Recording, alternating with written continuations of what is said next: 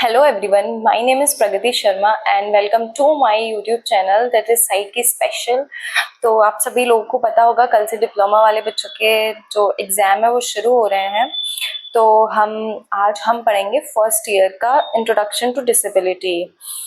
ठीक है, तो अभी हम शुरू करते हैं।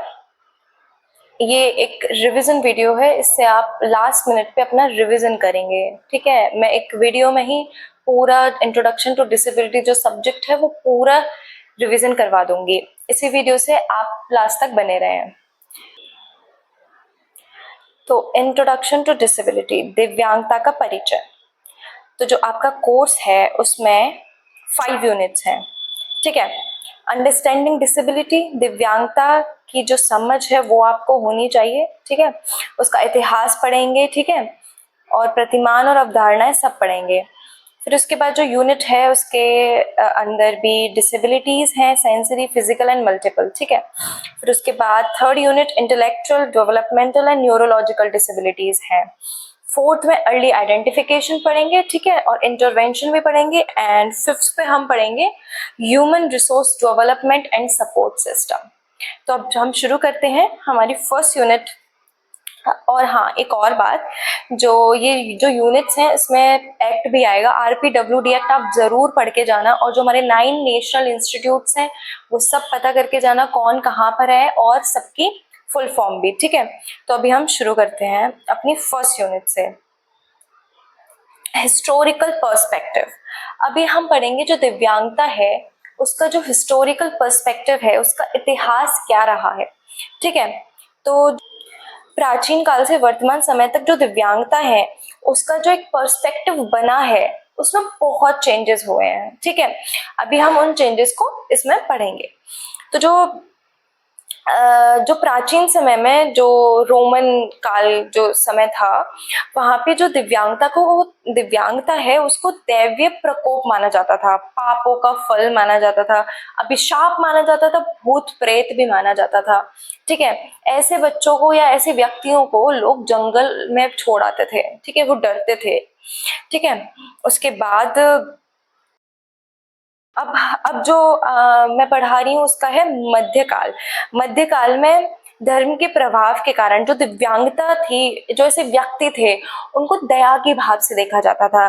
जितने भी हमारे राजा थे, जो धार्मिक गुरु थे, उन सबों ने इनके लिए आश्रय गृह खुलवाए। ठीक है, ये बहुत इंपॉर्टेंट है। ठीक है, जो आश्रय गृह थे वो स्थापित हुए थे, वहां पे ये लोग रहते थे, इनको खाना मिलता था। ठीक है, इनको रहने की व्यवस्था वहां पे थी, पर ये इंडिपेंडेंट नहीं थे, आत्मनिर्भर नहीं थे। इंडिपेंडेंट होने के लिए इनको बहुत टाइम तक स्ट्रगल करना पड़ा। ठीक है, अब हमारा ये जो मध्यकाल है ये भी कंप्लीट हो गया है। इसमें इनको दया के भाव से देखा जाता था। ठीक है, दया और संरक्षण का काल था ये। फिर इसके बाद आया है चिकित्सा का काल। इसमें था जो 19 और 20 सेंचुरी थी उसमें इसको एक दिव्यांगता को एक बीमारी के रूप में देखा गया। ठीक है, इसमें जिससे कि हम सुधार कर सकते हैं, दिव्यांगता को है उसको एक बीमारी के रूप में देखते थे। इससे हम सुधार कर सकते हैं, इसमें जो दिव्यांगता है उसमें हम सुधार कर सकते हैं। कौन से काल में आया? चिकित्सा के काल में, जो कि 19th एंड 20th सेंचुरी थी। इसको चिकित्सा का काल बोला जाता था, मेडिकल केयर पे फोकस था यहाँ पे। ठीक है, उसी में इन्होंने स्पेशल स्कूल्स बनवाए। जो आप अभी स्पेशल स्कूल्स देखते हैं वो सब इसी काल से शुरू हुए हैं। ठीक है, बहुत सारी संस्थाएं भी शुरू हुई इस टाइम पे, जो कि फिर उसके बाद आया हमारा era of right and inclusion, जो कि अभी चल रहा है, 21st सेंचुरी है, जिसमें कि दिव्यांगजनों को समाज में एक अभिन्न अंग माना जाता है। जो आज हमारे मुख्य धारा से जुड़ रहे हैं, ठीक है, उनको एक केवल दया का पात्र नहीं समझा जाता, उनको भी समान अधिकार दिए जाते हैं। ठीक है, उनको भी हक है समान अधिकार का। तो ये आया हमारा era of right and inclusion, अधिकारिता और समावेशन का काल। ठीक है, ये अभी हिस्टोरिकल पर्सपेक्टिव कंप्लीट हो चुका है। मैंने पहले ही बोला था हम रिवीजन करते हुए चलेंगे जस्ट। ठीक है, तो जो एक इम्पॉर्टेंट पॉइंट है ये है शिफ्ट हुआ किसमें से, दया से अधिकार की तरफ। ठीक है, पहले दया के भाव में देखा जाता था, अब जो करंट है इनको राइट्स दिए गए हैं। ठीक है, अब हम चलते हैं नेक्स्ट यूनिट पे, जल्दी फिनिश करेंगे। दिव्यांगता के प्रतिमान, मॉडल्स ऑफ डिसेबिलिटी। अब हम मॉडल्स पढ़ेंगे। ठीक है, ये भी पूछा जा सकता है एग्जाम में, इम्पॉर्टेंट है। फिर सबसे पहला जो मॉडल है वो चैरिटी मॉडल है। चैरिटी मॉडल में क्या समझा जाता था?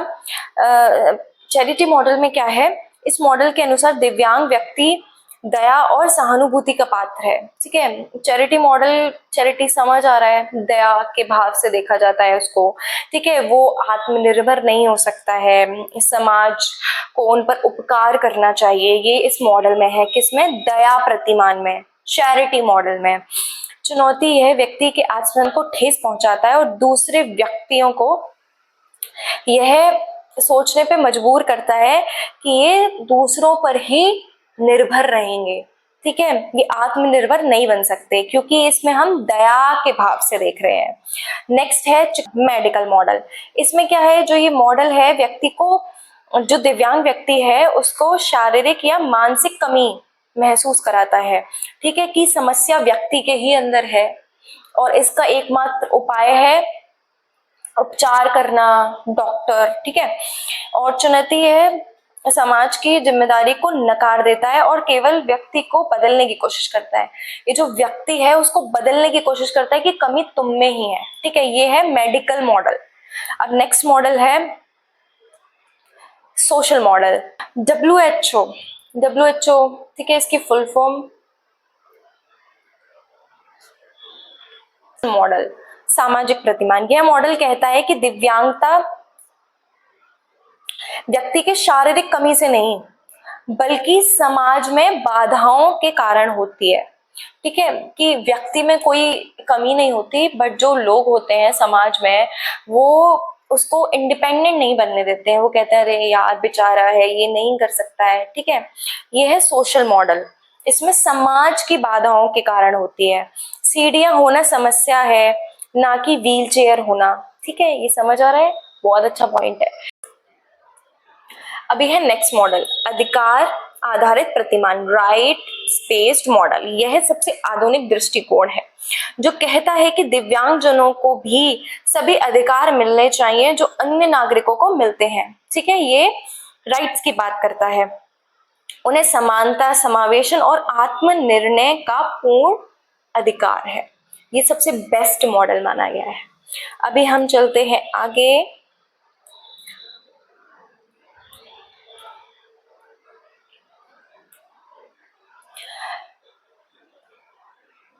अब है यूनिट 2। इसमें 3 वर्ड्स हैं जो कि बहुत इंपॉर्टेंट हैं। ये यहाँ पे विकलांगता को हटाइए, यहाँ पे दिव्यांगता आएगी।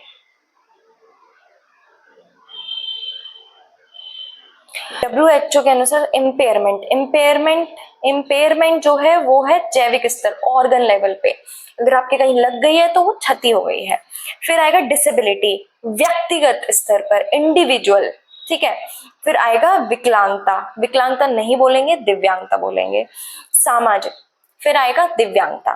दिव्यांगता को सामाजिक स्तर पर देखा जाता है, सोशल लेवल पर।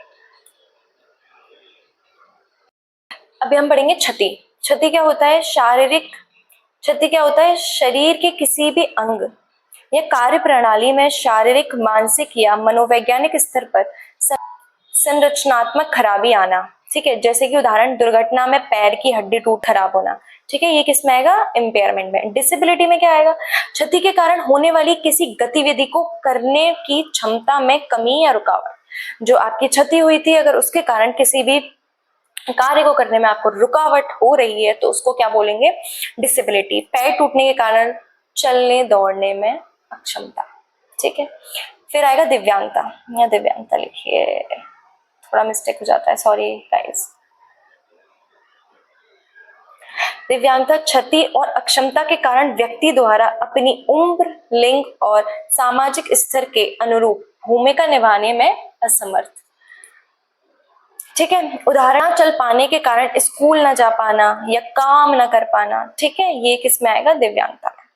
अब उसके बाद 2 बहुत इंपॉर्टेंट हैं, जो कि अभी हम पढ़ने वाले हैं, दैट इज वो है रिहेबिलिटेशन एंड हैबिलिटेशन, पुनर्वास और क्षमता निर्माण।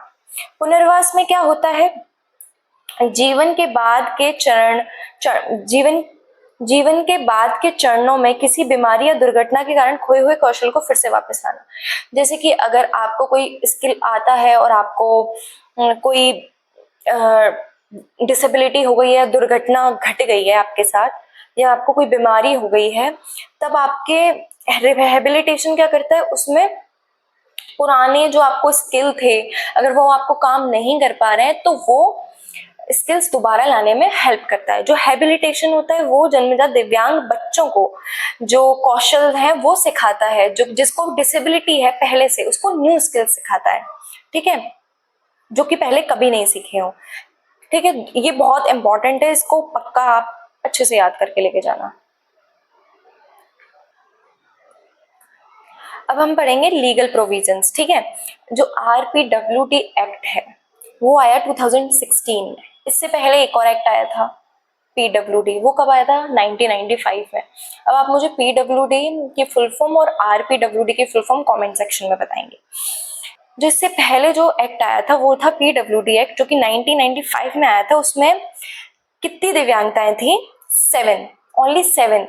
और जो RPWD एक्ट है उसमें 21, ये याद रखना, ठीक है।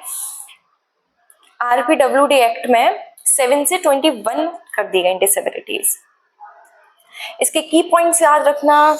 जो आरक्षण है वो सरकारी नौकरी में जो दिव्यांग हैं उनको 3% से लेके 4% कर दिया गया। जो PWD एक्ट था उसमें 3% था, मोस्ट इंपॉर्टेंट, बढ़ाकर कितना कर दिया गया RPWD एक्ट में, 4%, याद रखना।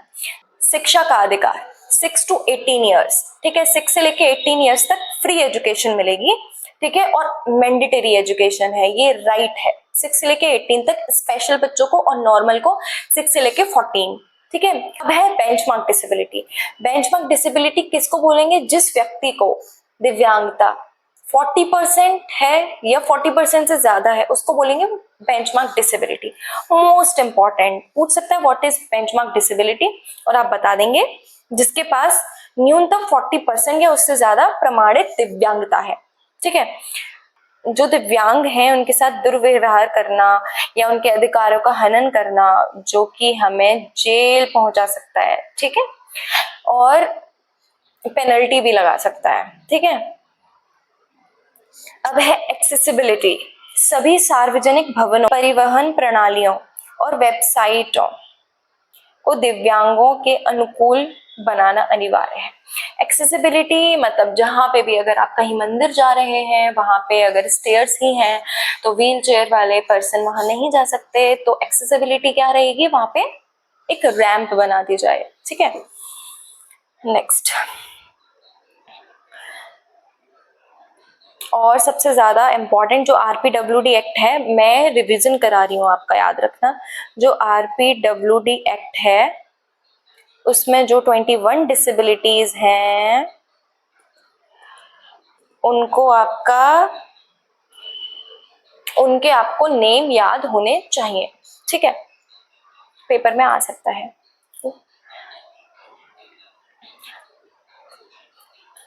अब है, हम पढ़ेंगे, अभी हमने डिसेबिलिटी के बारे में उसका हिस्टोरिकल पर्सपेक्टिव समझ लिया, डिसेबिलिटी समझ ली, ठीक है, और अब हम पढ़ेंगे कॉजेस कि डिसेबिलिटी के क्या कॉजेस हो सकते हैं। तो डिसेबिलिटी के कॉजेस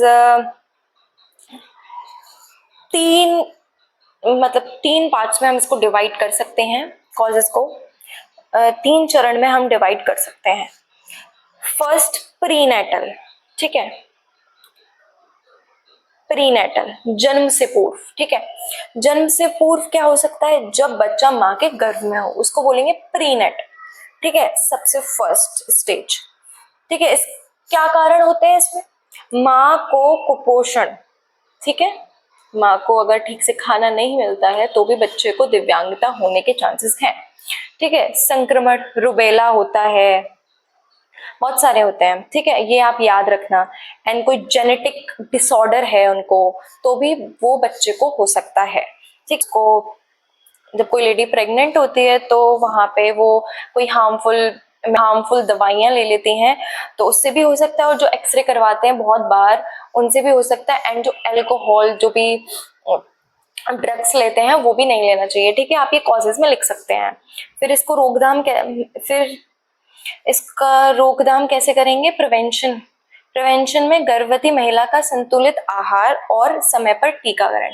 गर्भवती महिला है उनको अच्छा खाना, बैलेंस डाइट मिलनी चाहिए और समय पर टीकाकरण होते रहना चाहिए।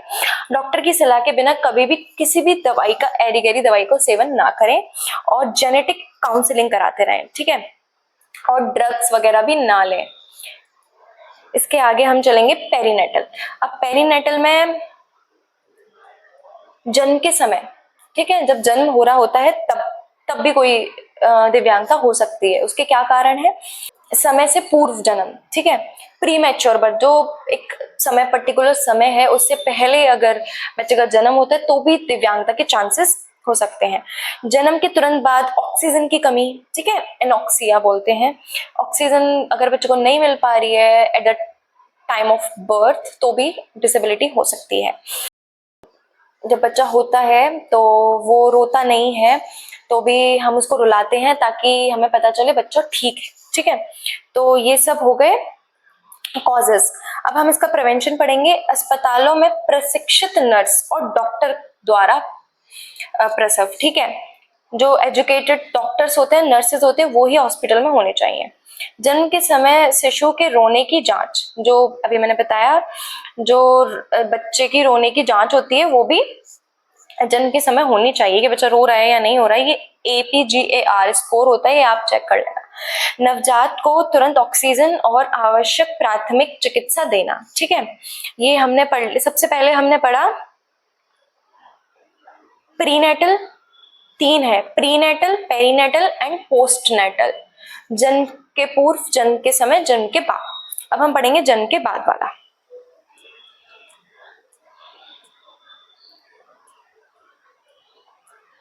अत्यधिक तेज बुखार आना, ठीक है, जब बच्चे को ज्यादा बुखार आता है, बहुत तेज बुखार होता है, तब भी डिसेबिलिटी के चांसेस बढ़ जाते हैं। एंड दुर्घटनाओं के, एंड कोई एक्सीडेंट हो गया, उससे दिमाग में चोट आ गई या फिर रीढ़ की हड्डी में चोट आ गई, या गंभीर कुपोषण, उसको खाना पीना ठीक से नहीं मिलता है तो भी डिसेबिलिटी हो सकती है। उसका क्या प्रिवेंशन है वो भी अब हम पढ़ेंगे। बच्चों को नियमित और पूर्ण टीकाकरण, जैसे पोलियो और खसरा का जो टीका लगता है वो लगवाना चाहिए। एंड बच्चे को अच्छे से खाना देना चाहिए जिससे कि उसके सारे विटामिन उसको मिल सके। ठीक है, एंड घरेलू और बाहरी सुरक्षा नियमों का पालन बच्चों को भी बहुत इंपॉर्टेंट है। अब हम उसके आगे चलते हैं। अभी हम पढ़ेंगे क्रॉस डिसेबिलिटी। क्रॉस डिसेबिलिटी में क्या है, दृष्टिकोण का अर्थ क्या है? इसमें शिक्षा, पुनर्वास और समाज कल्याण की योजनाओं में किसी एक विशेष दिव्यांगता तक सीमित न रहकर सारी दिव्यांगताओं को एक साथ लेकर चलते हैं। ठीक है, समग्र रूप से शामिल करते हैं। ठीक है, क्रॉस डिसेबिलिटी में इसके क्या लाभ हैं? संसाधनों का इष्टतम उपयोग। इसमें ये बोल रहे हैं कि जो, जैसे हर एक डिसेबिलिटी है उसका अलग अलग जगह पे सेंटर होता है, तो उससे बढ़िया एक ही जगह सेंटर हो, उसको बोले क्रॉस डिसेबिलिटी सेंटर, और वहां पे ही सारी सेवाएं उपलब्ध की जाए। जैसे कि मैं गई थी NIAPVD, जो कि विजुअल इम्पेयरमेंट का नेशनल इंस्टीट्यूट है देहरादून में, वहां पे मैंने ये क्रॉस डिसेबिलिटी सेंटर देखा था। ठीक है, बहुदिव्यांग बच्चों के लिए वरदान। ठीक है, जो क्रॉस डिसेबिलिटी का जो सेंटर है वहां पे जिनको मल्टीपल डिसेबिलिटीज होती हैं उनके लिए वो बहुत अच्छा काम करता है। क्योंकि अगर किसी बच्चे को VI भी है एंड ID भी है तो बच्चा अलग अलग सेंटर पे थोड़ी जाएगा, तो बच्चा क्रॉस डिसेबिलिटी सेंटर पे आएगा, वहां पे उसको दोनों की सेवाएं मिल सकती हैं। ठीक है, ऐसे बच्चे जिनमें एक से अधिक, अभी मैंने बताया। ठीक है, नेक्स्ट, समानता और गैर भेदभाव। यह दिव्यांगों के बीच आपसी भेदभाव को कम करता है। ठीक है, और एक संयुक्त समुदाय के रूप में उनकी आवाज को मजबूत करता है। ठीक है, ये पॉइंट्स आपको अगर, if you want, you can write. ठीक है। अब हम आगे चलते हैं। अब आप लिख सकते हैं, और इसकी पीडीएफ मैं अपने टेलीग्राम ग्रुप में डाल दूंगी, और डिस्क्रिप्शन बॉक्स में टेलीग्राम का लिंक है, वहां से जाके आप ये नोट्स देख सकते हैं। ठीक है, बहुत मेहनत लगती है नोट्स बनाने में। ठीक है, अब है चैलेंजेस। ठीक है, प्रशिक्षण की कमी। वर्तमान में शिक्षकों को विशेष श्रेणियों जैसे केवल आईडी या केवल एचआई के अनुसार प्रशिक्षित किया जाता है। ठीक है, चैलेंजेस, क्योंकि जो वहां पे विशेष जो शिक्षक होते हैं उनको केवल आईडी के बारे में पढ़ा रहे हैं, तो एचआई वो आईडी में एक्सपर्ट हैं, और जो एचआई को पढ़ रहे हैं वो एचआई में एक्सपर्ट है, तो इनके लिए चुनौती है। बुनियादी ढांचे का प्रभाव। ठीक है, एक ही स्थान पर सभी प्रकार के जो अनुकूलन है वो स्थापित करना बहुत मतलब एक्सपेंसिव हो सकता है, जैसे कि ब्रेल है, एंड साइन लैंग्वेज भी है, ठीक है, और जो रैंप बनती है वो भी है। ठीक है, तो ये चैलेंजेस है। अब हमारी यूनिट आती है second, sensory physical and multiple disability. Locomotive disability क्या होती है? इसमें जो व्यक्ति है उसके हड्डियों, जोड़ों, मांसपेशियों में अक्षमता होती है, जिसके कारण व्यक्ति गतिशीलता और वस्तुओं को पकड़ने उठाने में असमर्थ होता है। ठीक है, इंक्लूड थ्री डिसेबिलिटी इंक्लूड है: CP, cerebral palsy, second is polio, third is muscular dystrophy. CP पढ़ेंगे पहले। यह बच्चे के जन्म के समय, ठीक है, या जन्म के तुरंत बाद मस्तिष्क के विकास को हो रहे हिस्सों में लगी किसी चोट या ऑक्सीजन की कमी के कारण, मैंने बताया था जो पेरीनेटल है, जो नेटल है, जो जन्म के समय वाला जो कारण है वो यही है, और जन्म के बाद वाला पोस्ट नेटल भी, क्योंकि अगर हम पोलियो का टीकाकरण नहीं करवाते हैं तो बच्चे को पोलियो हो जाता है। अगर हम बच्चे का टीकाकरण नहीं कराते तो बच्चे को सीपी भी हो जाता है। ठीक है, इसके लक्षण क्या है? मांसपेशियों में कड़ापन, चलने फिरने में संतुलन का अभाव और शरीर में कंपन। अटैक्सिक सहायता क्या है? ग्रिप वाले पेन, पेंसिल, जैसे कि अगर उसके हाथ में कड़ापन है और ये पेन वो नहीं पकड़ सकता तो हम इस पे कोई भी कपड़ा है उसको बांध देंगे, फोल्ड कर देंगे, एंड देन वो ठीक से ग्रिप बना सकता है। ठीक है, व्हील चेयर, ठीक है, व्हील चेयर उसके लिए होनी चाहिए। ठीक है, और फिजियोथेरेपी की सहायता। Next, polio. यह पोलियो वायरस के संक्रमण से होने वाली बीमारी है जो कि रीढ़ की हड्डी में मोटर न्यूरॉन को नष्ट कर देती है, जिसके कमजोर हो जाते हैं और पैरालिसिस होने के भी चांसेस हो जाते हैं। Next, muscular dystrophy.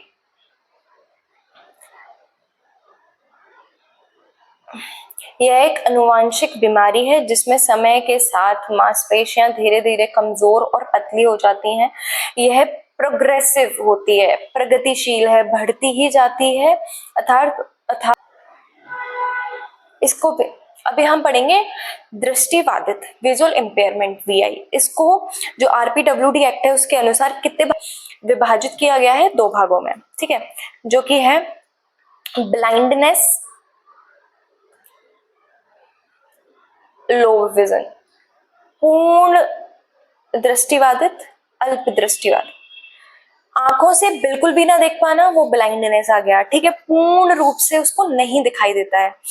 ठीक है, जो कि ब्लाइंडनेस में है। बेहतर आंख में चश्मा लगवाने के बाद भी दृष्टि 3/60 से कम होना।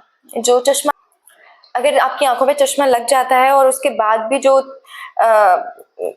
विजुअल एक्यूटी है वो 3/60 से कम है, तो भी आपको पूर्ण दृष्टिबाधित, तब भी आप पूर्ण दृष्टिबाधित रहेंगे। फील्ड ऑफ विजन है वो 10 डिग्री से कम होना, तो आप ब्लाइंडनेस में आएंगे। ठीक है, इसमें जो पूर्ण दृष्टिबाधित बच्चे हैं उनको कैसे पढ़ाएंगे? ब्रेल लिपि से। ठीक है, आपने देखा होगा ब्रेल, जो कि लुइस ब्रेल ने 6 डॉट वाली जो लैंग्वेज है उसको ब्रेल लैंग्वेज बोलते हैं। फिर आया टेलर फ्रेम, फिर आएगा अबिकस, ठीक है, स्क्रीन रिकॉर्डर सॉफ्टवेयर। ठीक है, अब अब हम पढ़ेंगे लो विजन। लो विजन में चश्मा या अन्य चिकित्सा उपचार के बाद भी दृष्टि का समान रूप से कम होना, ठीक है। उसके बाद जो हमारी विजुअल एक्यूटी है वो अगर 6/18 से 3/60 के बीच होना, अगर इन दोनों के बीच है तो आपका लो विजन है। दृष्टि क्षेत्र का कोण 40 डिग्री से कम होना, ठीक है। शैक्षणिक अनुकूलन, बड़े अक्षर वाली पुस्तकें, ठीक है, और मैग्नीफायर और अधिक रोशनी वाले कमरे, ठीक है। देखो यहाँ पे लिखा हुआ है लुइस ब्रेल ने ब्रेल लिपि का आविष्कार किया था। कब किया था? 1824 में, जो कि 6 डॉट वाली है। अब आएगा हियरिंग इम्पेयरमेंट, HI, श्रवण बाधित। श्रवण बाधित का अर्थ है कानों से पूरी तरह या आंशिक रूप से ना सुन पाना, ठीक है। इसका मापन किसमें किया जाता है? डेसिबल में, डीबी, डेसिबल, ठीक है। RPWD एक्ट के अनुसार ये कितनी है? 2। डीफ, डीफ बधिर, हार्ड ऑफ हियरिंग। डीफ में उसको बिल्कुल ही नहीं सुनाई देगा। जिस व्यक्ति की दोनों कानों में बातचीत की फ्रीक्वेंसी पर सुनने की क्षमता की हानि 7 डीबी या उससे अधिक हो, ठीक है। पूर्ण रूप से यह जो भारतीय सांकेतिक भाषा है उससे संवाद करता है, क्योंकि ये बिल्कुल भी नहीं सुन पाता। ऊंचे सुनने वाले, हार्ड ऑफ हियरिंग, जिनको दिक्कत है सुनने में। जिस व्यक्ति की दोनों कानों में बातचीत की आवृत्तियों पर सुनने की क्षमता की हानि 60 डीबी से 70 डीबी के बीच में है। कान की मशीन हियरिंग एड, ठीक है, जो कि सहायता देती है। स्पीच थेरेपी, वाणी थेरेपी। अब आया है हमारा स्पीच एंड लैंग्वेज डिसऑर्डर। यह स्थिति है जब कोई व्यक्ति समान रूप से अपनी बात बोलकर समझने में असमर्थ है, ठीक है। इसमें आएगा आर्टिकुलेशन डिसऑर्डर, जो उच्चारण है वो ठीक से नहीं हो पा रहा है, अक्षरों को सही तरीके से ना बोल पाना, जैसे राम को लाम बोलना, ठीक है। प्रवाह विकार, फ्लुएंसी डिसऑर्डर, ठीक है, जैसे बोलते समय अटक जाना या शब्दों को बार बार दोहराना, इसको फ्लुएंसी डिसऑर्डर बोलते हैं। आवाज विकार, वॉइस डिसऑर्डर, आवाज का अत्यधिक भारी होना, धीमा होना या अजीब होना। फिर उसके बाद आएगा अफेक्सिया, मस्तिष्क में चोट के कारण भाषा को समझने और व्यक्त करने में जो क्षमता है उसको क्या बोलेंगे? अफेक्सिया। अब है deaf blindness and MD, multiple disability, बधिर अंधता। इसमें मतलब डीफ मतलब जो सुन नहीं सकता, ब्लाइंडनेस जो देख नहीं सकता। जो एक डीबी है, जो मतलब डीफ ब्लाइंड है, वो खुद ही एक मल्टीपल डिसेबिलिटी है। यह कोई ऐसी स्थिति नहीं है जिसमें केवल अंधापन हो या बहरापन हो, पर ये ऐसी है जिसमें दोनों एक साथ है, ठीक है, ठीक है। एक यूनिक दिव्यांगता है जिसके कारण व्यक्ति के संप्रेषण, कम्युनिकेशन, विकास और दैनिक गतिविधियों में बहुत बड़ी बाधा होती है, ठीक है। संवाद के अनोखे जो तरीके हैं वो टेक्टाइल है, साइन लैंग्वेज है, ठीक है। टेक्टाइल साइन लैंग्वेज, हाथों से छूकर बात करना, ठीक है, और चेहरे और गले में कंपन को छूकर बोलना समझना। बहुत, चलिए आगे बढ़ते हैं, ठीक है।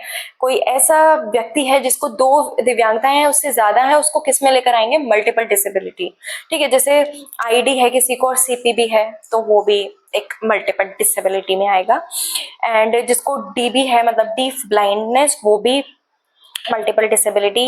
अगर आपके पेपर में आए व्हाट इज मल्टीपल डिसेबिलिटी, तो आप बताना 1, 2 या 2 से ज्यादा दिव्यांगताएं पाई जाती हैं, और उसके उदाहरण IDCP, ठीक है, IDCP, DB मतलब deaf blindness, and physical disability कोई भी, एंड मेंटल इलनेस, ठीक है। आप ऐसे उदाहरण कोई भी कर सकते हैं, ID + VI ऐसे करके, ठीक है। एंड स्ट्रेटजी है, क्या है? IEP, ठीक है। IEP आपको पता होगा, आपने फर्स्ट ईयर में फाइल बनाई ही होगी। IEP का निर्माण कर दैनिक जीवन की क्रियाओं, जो डेली जो चीजें हैं, ब्रश करना, नहाना, उनके लिए भी IEP बनाना और उससे उसको प्रशिक्षण देना, ठीक है। एंड MD हमारी कंप्लीट हो गई। अब हम पढ़ेंगे intellectual, developmental and neurological disability पढ़ेंगे पहले। पूर्व में इसे मानसिक मंदता कहा जाता था, पहले इसका जो नाम था वो मेंटल रिटार्डेशन था, ठीक है। पहले इसका जो नाम था वो सम्मानजनक नहीं था, अब इसका जो नाम है वो सम्मानजनक नाम है, बौद्धिक अक्षमता, इंटेलेक्चुअल डिसेबिलिटी।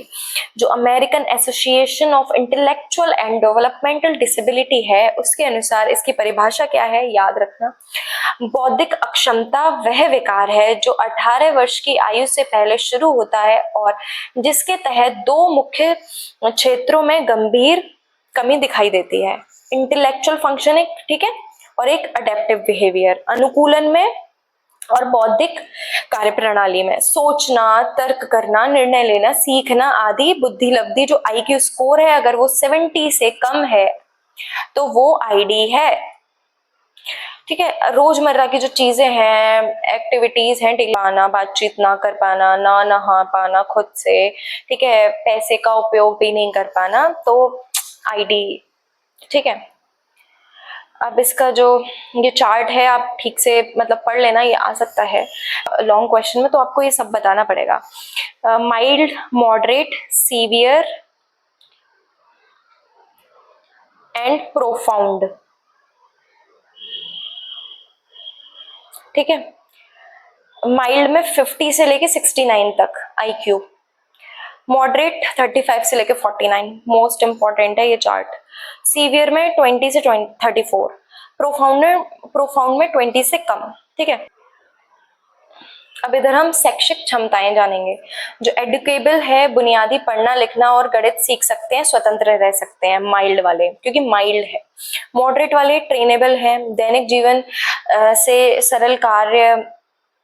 जीवन के सरल कार्य और आत्मनिर्भर होना सीख सकते हैं, ठीक है। डिपेंडेंट, जो सीवियर हैं वो डिपेंडेंट हैं, निरंतर सहायता और सुरक्षा की आवश्यकता होती है उनको, लाइफ सपोर्ट, 24 घंटे व्यक्तिगत देखभाल की आवश्यकता होती है, ठीक है। प्रोफाउंड में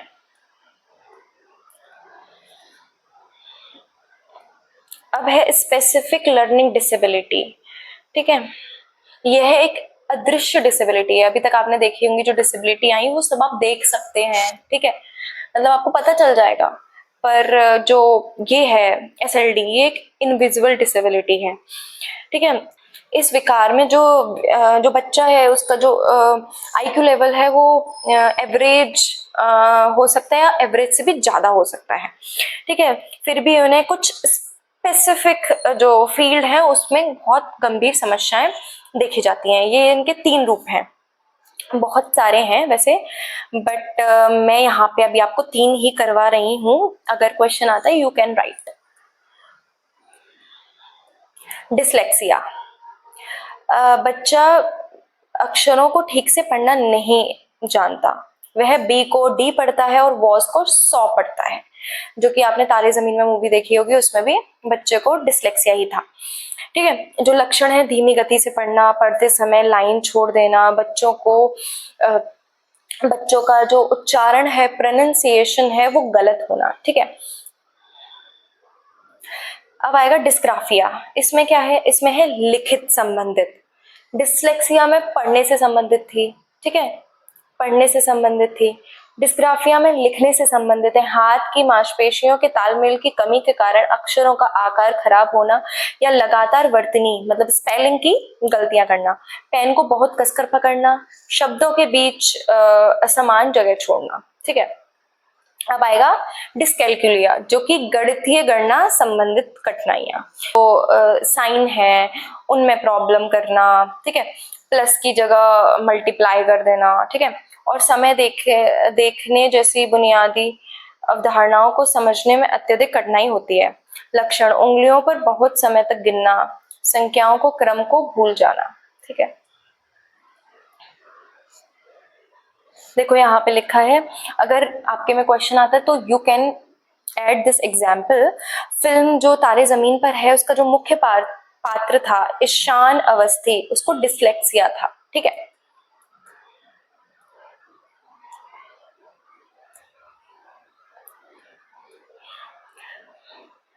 अब है ऑटिज्म स्पेक्ट्रम डिसऑर्डर।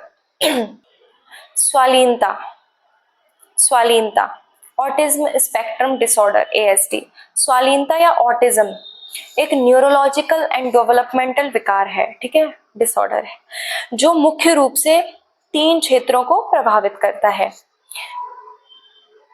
सामाजिक संपर्क, संप्रेषण, व्यवहार की पुनरावृत्ति, आंखों से आंखें ना मिलाना, नो आई कांटेक्ट, ठीक है, अकेले रहना पसंद करना, देर से बोलना शुरू करना, देर से बोलना शुरू करना और दूसरों की बातें रट रटाए अंदाज में दोहराना, ठीक है, हाथ हिलाना, एक ही खिलौने से घंटों तक खेलना, बदलाव का विरोध करना, ठीक है। मेंटल इलनेस, जो बौद्धिक अक्षमता है, जो आईडी है और जो एमआई है, इस दोनों में बहुत ही डिफरेंस है। लोग जो जिनको मेंटल इलनेस होता है उनको लोग आईडी बोल देते हैं, ऐसा नहीं है, ठीक है। अगर इन दोनों में डिफरेंस भी आता है तो आप लिख कर आना, ठीक है। मानसिक बीमारी सोच, व्यवहार और मूड के आने वाले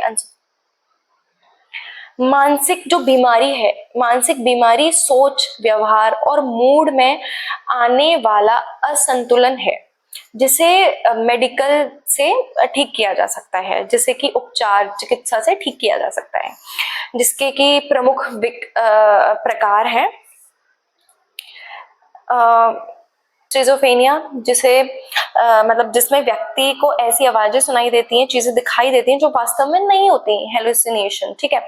और सेकंड बाइपोलर डिसऑर्डर, ये एक मूड डिसऑर्डर है, इसमें 2 टाइप का होता है, मेनिया एंड डिप्रेशन, ठीक है। इसमें कि पहले बहुत अत्यधिक उत्साह में होते हैं, फिर बाद में बहुत ही गहरे डिप्रेशन में जा सकते हैं, ठीक है। ये दौर बारी बारी में आना, मतलब पहले एक दौर चल रहा है उसमें बहुत ही एनर्जेटिक फील कर रहे हैं, एंड सेकंड जो फेज आ गया उसमें बहुत डिप्रेशन आ चुका है, तो उसको बाइपोलर डिसऑर्डर बोलेंगे, ठीक है। अवसाद, डिप्रेशन, लंबे समय तक उदासी। ये बात याद रखना कि जो आईडी है वो जन्मजात या 18 वर्ष से पहले होती है जो आईडी है, और यह स्थायी है, यह स्थायी है, और जो एमआई है वो किसी भी उम्र में हो सकती है, ठीक है। इस और यह उपचार योग्य है, क्यूरेबल है। अब हम पढ़ेंगे न्यूरोलॉजिकल एंड ब्लड डिसऑर्डर।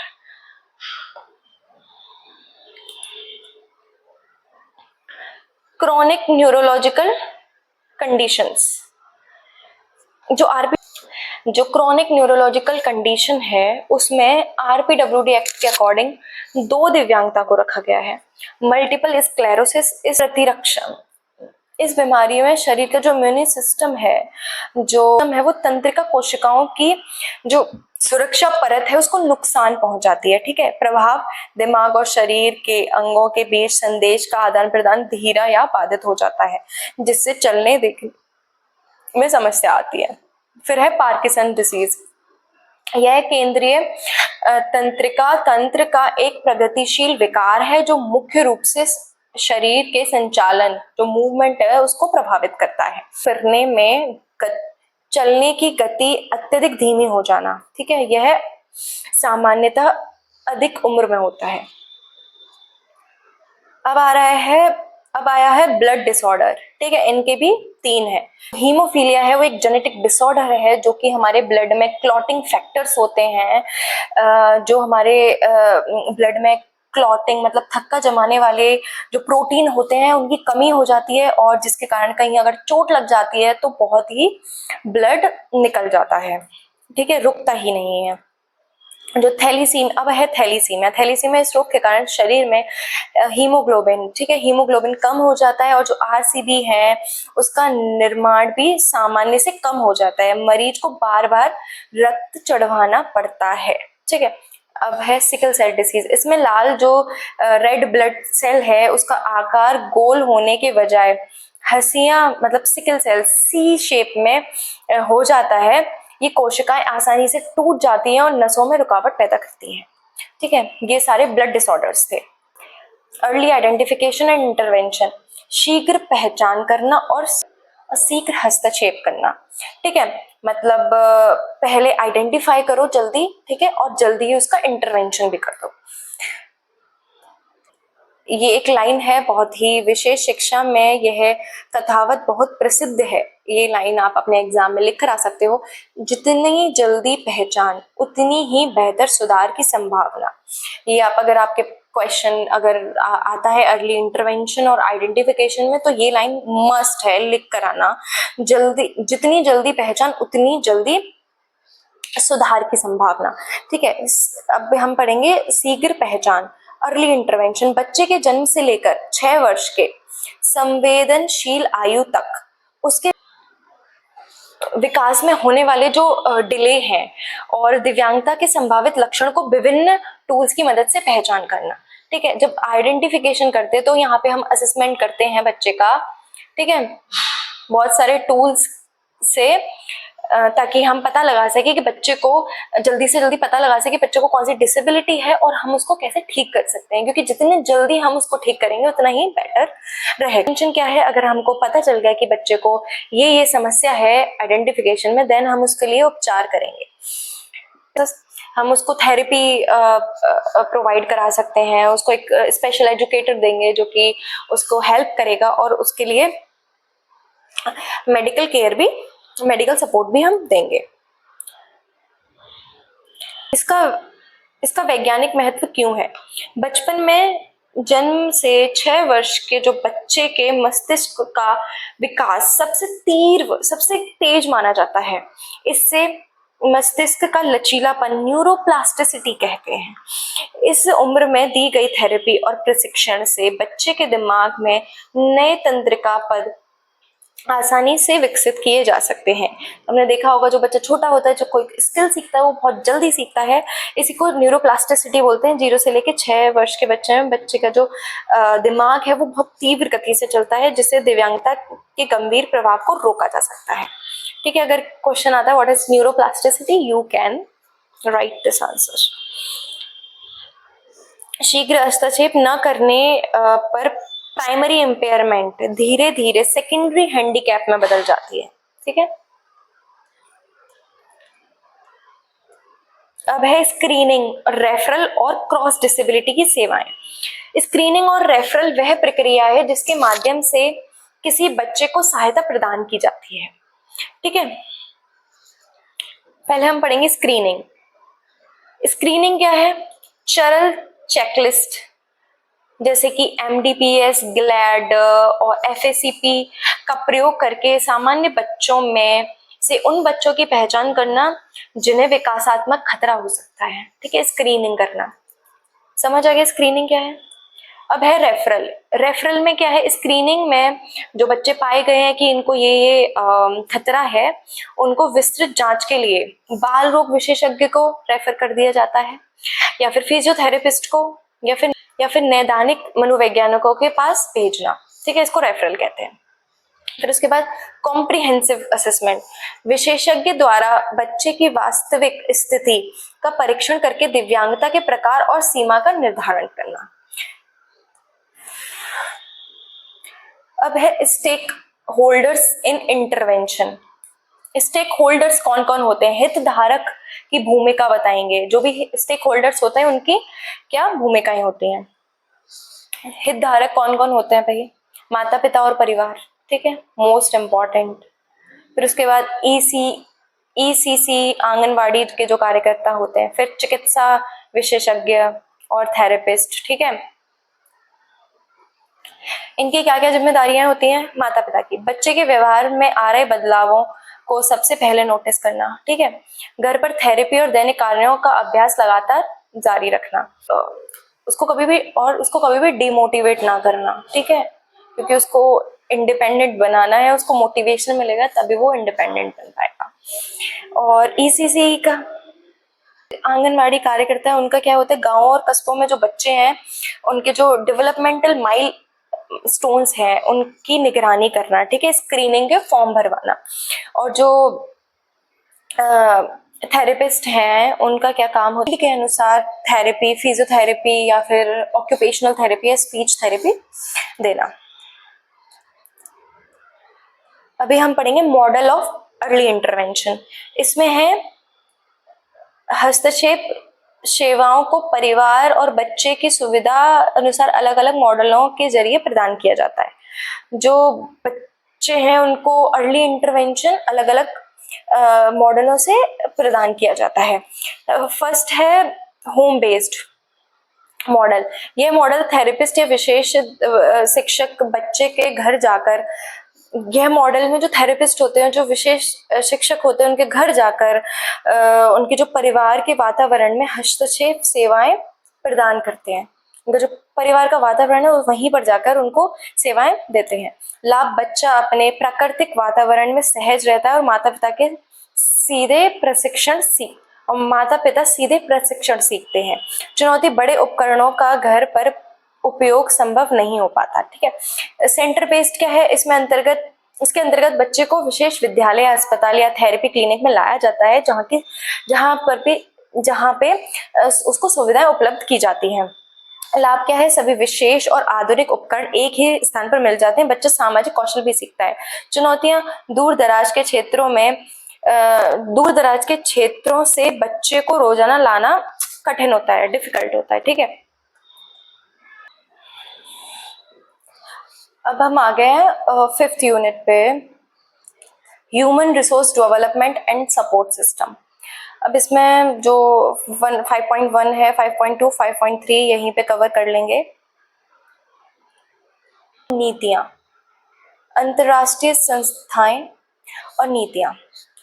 दिव्यांगता के क्षेत्र में जो कि वैश्विक स्तर पर सुधार लाने के लिए काम कर रहे प्रमुख संगठन और नीतियां निम्न। फर्स्टली है ये UNCRPD। मैं अभी सारी फुल फॉर्म्स एक अलग वीडियो में डाल दूंगी, या फिर अपने टेलीग्राम जो ग्रुप है उसमें PDF डाल दूंगी, आप वहां से याद कर सकते हैं। UNCRPD ये क्या है? यह 21st सेंचुरी का पहला मानवाधिकार समझौता है जो विशेष रूप से दिव्यांगों के अधिकारों की वकालत करता है। ठीक है। भारत ने इस पर 2007 में सिग्नेचर किए थे, ओके, याद रख। जिसके परिणाम स्वरूप हमारे यहाँ RPWD एक्ट 2016 RPWD एक्ट 2016 अस्तित्व में आया। ठीक है। Good initiative. एंड यूनेस्को क्या है? यह संगठन मुख्य रूप से दिव्यांग बच्चे शिक्षा, इंक्लूसिव एजुकेशन की वकालत करता है ताकि कोई भी बच्चा शिक्षा की मुख्य धारा से बाहर ना रहे। WHO क्या है? इसने स्वास्थ्य, पुनर्वास और तकनीकी उपकरणों की सुलभता के लिए वैश्विक मानकों और वर्गीकरणों का निर्माण किया है। ठीक है। अब है सस्टेनेबल डेवलपमेंट गोल्स, SDG, जो यूनाइटेड नेशन है उसका एजेंडा है 2030 के तहत विशेष रूप से लक्ष्य संख्या 4 गुणवत्तापूर्ण शिक्षा, जो कि सस्टेनेबल डेवलपमेंट के बहुत सारे गोल हैं, उसमें कि 4 जो उसका गोल है वो है गुणवत्तापूर्ण शिक्षा। और गोल 10 असमानता में कमी में शामिल करता है दिव्यांगजनों को।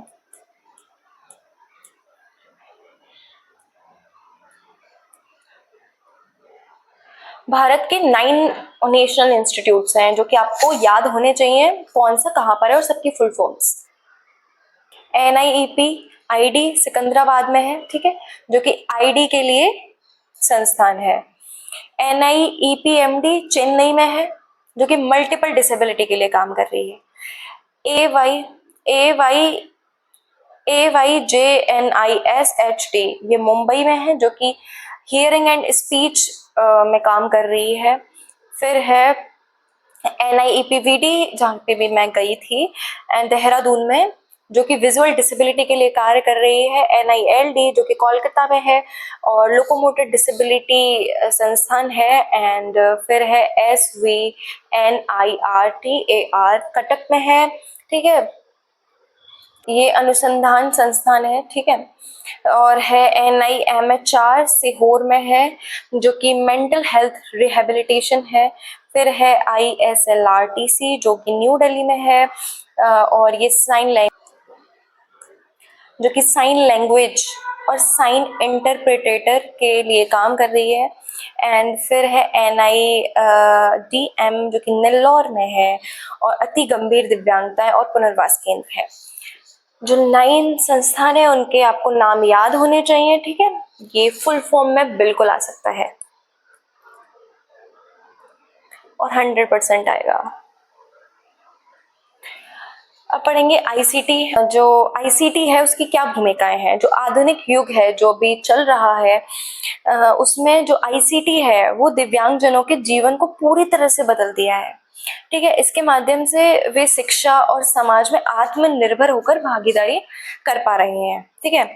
जो असिस्टिव टेक्नोलॉजी है वो क्या है, वे सभी उपकरण या सॉफ्टवेयर जो किसी दिव्यांग व्यक्ति के कार्य क्षमता को बढ़ाने या बनाए रखने में मदद करता है, ठीक है। जैसे कि स्क्रीन रिकॉर्डर दृष्टिबाधितों के लिए, जो लोग मतलब जो देख नहीं सकते उनके लिए स्क्रीन रिकॉर्डर है। जो जैसे ये स्क्रीन है, ये अगर मैं नहीं देख सकती और ये स्क्रीन है तो एक ऐप होगा जो इसको मुझे पढ़कर बता देगा, ठीक है। आवाज से टाइप करने वाले टूल, अगर मैं देख नहीं सकती हूँ, मैं टाइप नहीं कर सकती तो मैं बोलूंगी एंड टाइप हो जाएगा, स्पीच टू टेक्स्ट। फिर है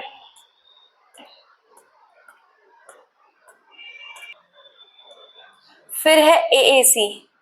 जिन बच्चों में वाणी या बोलने की क्षमता का अभाव होता है वे संचार करने के लिए इन प्रणालियों का यूज करते हैं, ठीक है। पिक्चर एक्सचेंज कम्युनिकेशन सिस्टम, ठीक है, ये आप लिख सकते हैं AAC में।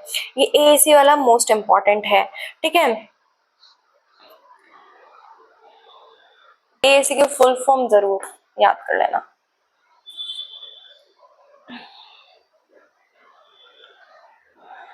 और AAC बहुत इंपॉर्टेंट है, इसकी फुल फॉर्म याद कर लेना, ठीक है। और इसका जान लेना ही क्या है, क्या होता है इसमें। अभी सब कुछ तो खत्म सा हो गया है, आपका रिवीजन हो गया है, बहुत लंबा चल गया वीडियो, ठीक है। अब लास्ट में हमारा सेशन खत्म हो चुका है, कॉन्ग्रेचुलेशंस, आपने पूरा रिवीजन खत्म कर लिया है। एंड अगर मेरे से कुछ छूट गया हो तो आप कंप्लीट कर लेना। एंड ये जो मैंने लिखा है आप सब इसको पढ़ना और किसी भी अगर आंसर में फिट हो रहा हो तो यू कैन राइट।